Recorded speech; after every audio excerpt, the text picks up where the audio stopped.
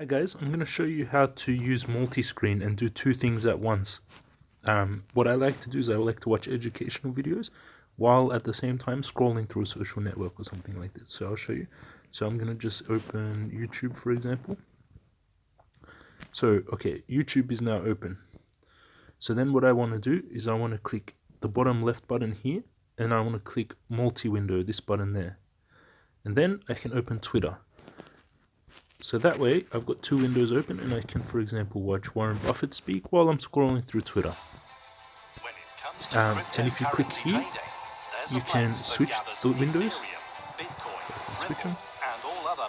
And you can close the windows, which is this button here. I won't press it. And you can also make a windowed version. So go like that. And then I have windowed windows. So you can like make it like a floating window, the other one, which is also nice because then you have more access. Thanks guys.